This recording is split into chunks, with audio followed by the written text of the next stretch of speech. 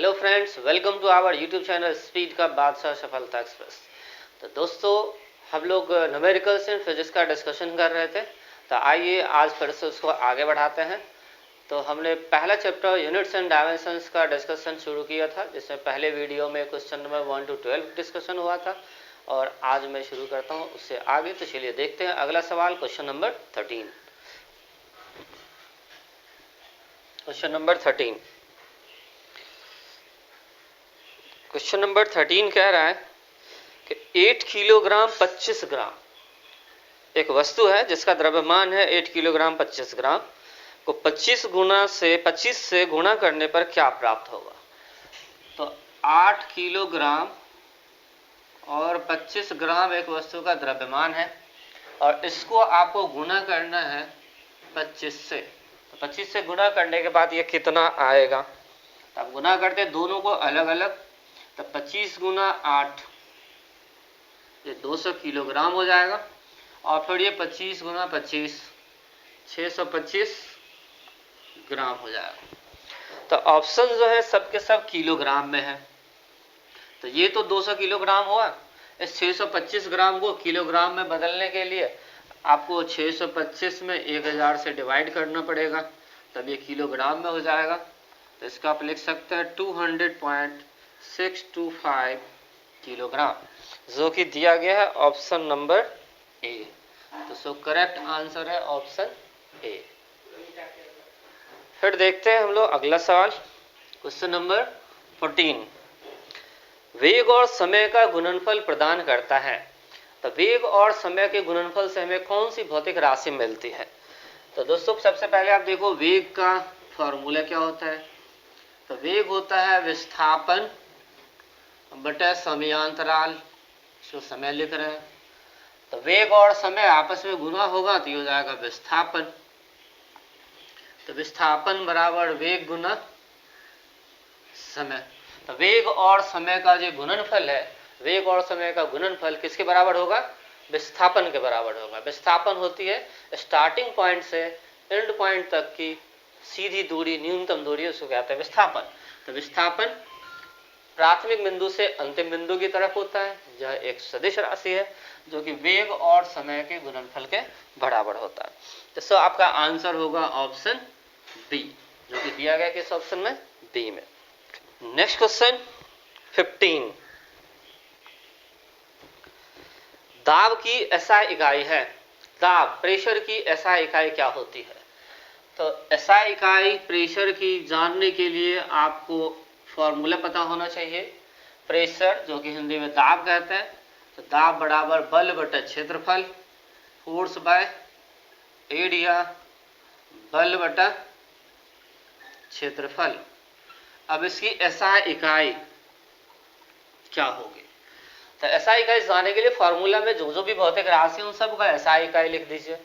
तो बल की एसआई इकाई न्यूटन, क्षेत्रफल की हो जाएगी स्क्वायर मीटर। तो न्यूटन पर स्क्वायर मीटर, ये हो गया एसआई इकाई। और इसी 1 न्यूटन पर स्क्वायर मीटर को कहते हैं पास्कल, पीए।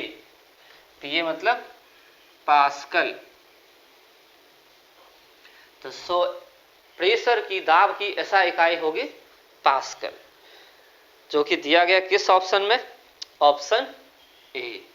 तो इसका करेक्ट आंसर होगा पास्कल, जो कि ऑप्शन ए में है। चलिए देखते हैं अगला सवाल, क्वेश्चन नंबर 16। 2500 वाट्स बराबर कितना किलोवाट। 2500 वाट बराबर कितना किलोवाट होगा। तो वाट को किलोवाट में बदलना है। तो किलो का मतलब दोस्तों होता है 1000। तो वाट को अगर कोई भी राशि को किलो में अगर बदलना है तो 1000 से भाग दे देता है। तो 2500 में 1000 से भाग दे दें तो ये हो जाएगा किलोवाट में। तो ये हो जाएगा आपका 2.5 किलोवाट। तो आंसर होगा 2.5। तो 2.5 दिया गया है ऑप्शन सी में। सो करेक्ट आंसर है ऑप्शन सी, जो कि 2.5 है।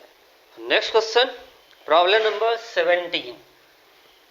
Question number 17। परमाणु त्रिज्या को मापा जाता है। परमाणु की त्रिज्या बहुत ही छोटी होती है, तो परमाणु की त्रिज्या को मापने के लिए दूरी की भी बहुत ही छोटी इकाई का प्रयोग किया जाता है। छोटी इकाई में आता है जैसे नैनोमीटर और एंगस्ट्रम। इन दोनों का यूज किया जाता है, नैनोमीटर और एंगस्ट्रम का यूज किया जाता है परमाणु की त्रिज्या मापने में।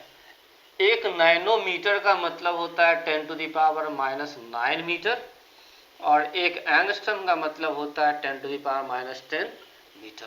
तो परमाणु की जो त्रिज्या होती है वो इसी एंगस्ट्रम के ऑर्डर का होता है, तो चाहे आप एंगस्ट्रम में व्यक्त करो या नैनोमीटर में व्यक्त करो। लेकिन जब परमाणु की नाभिक की बात आती है तो परमाणु के नाभिक को व्यक्त किया जाता है फर्मी में। फर्मी मतलब फेम्टोमीटर, 10⁻⁻15 मीटर। तो इसके लिए आपका करेक्ट आंसर होगा ऑप्शन डी, जिसमें दिया गया है नैनोमीटर। तो परमाणु त्रिज्या के मापने की एक इकाई है नैनोमीटर। चलते हैं अगले सवाल पे। नेक्स्ट क्वेश्चन 18, निम्नलिखित में से कौन सा कथन सत्य है? ऑप्शन में स्टेटमेंट दिया गया है, कथन दिया गया और आपको बताना है उसमें से कौन सा सत्य है। तो देखते हैं पहला क्वेश्चन स्टेटमेंट, आपेक्षिक घनत्व की इकाई किलोग्राम पर मीटर स्क्वायर। तो बात हो रही है आपेक्षिक घनत्व की। आपेक्षिक घनत्व होता क्या है? तो रिलेटिव डेंसिटी। आपेक्षिक घनत्व होता है किसी वस्तु का घनत्व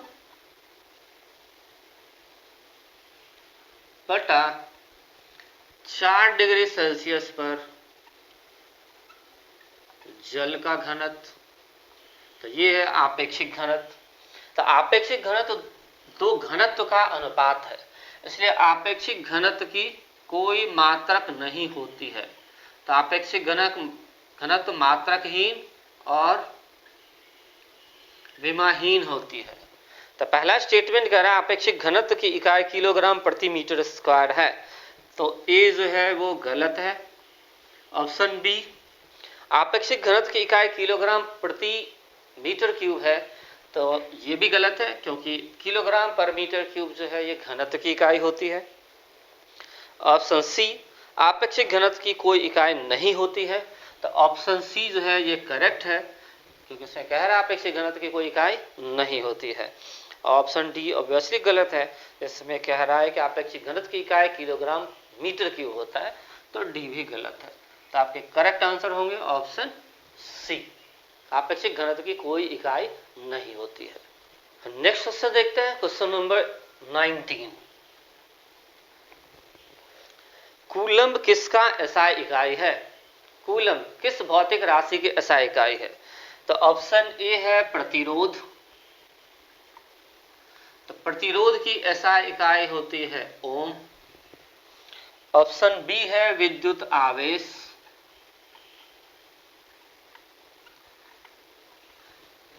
विद्युत आवेश की एसआई इकाई होती है कूलम्ब। इसको कैपिटल सी से लिखते हैं और इसको ओमेगा से लिखते हैं। और विद्युत धारा,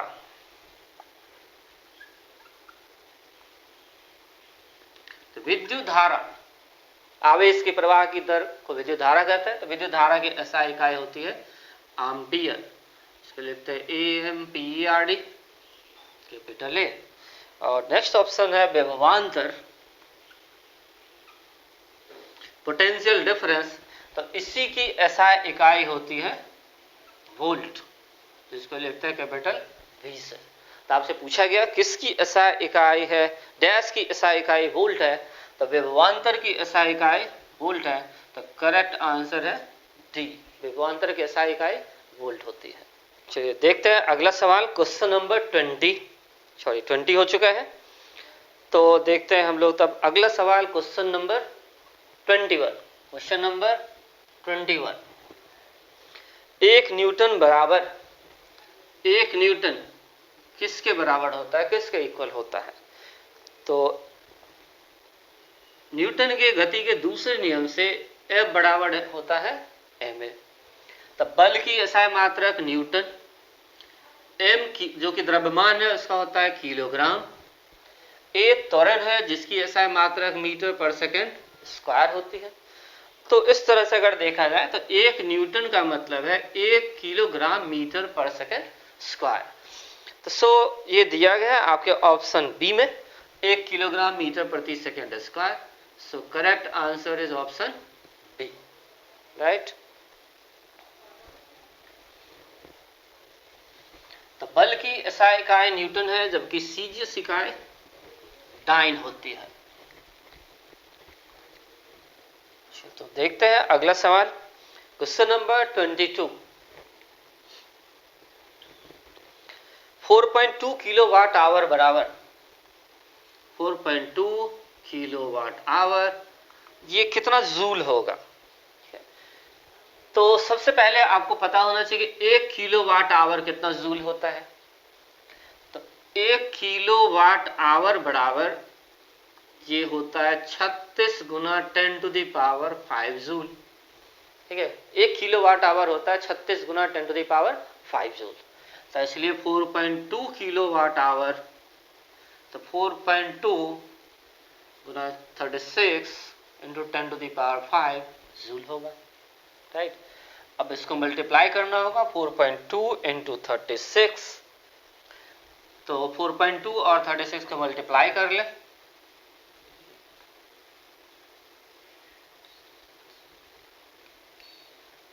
तो 151.2, तो 151.2 into 10 to the power 5 joule होगा। तो इसको भी आप ऑप्शन से चेक करें। पहला ऑप्शन है 14.4 10 टू द पावर 6, तो नहीं होगा। दूसरा 15.12 10 टू द पावर 6, तो यही हो सकता है 15.12 इंटू 10 टू द पावर 6। इसको लिखा जा सकता है, डेसिमल का एक पॉइंट जब बाएं लाएंगे तो पावर एक बढ़ाना पड़ेगा। तो यही आपका करेक्ट आंसर होगा। तो करेक्ट आंसर है option B, 15.1612 into 10 to power 6 joule. Thank you.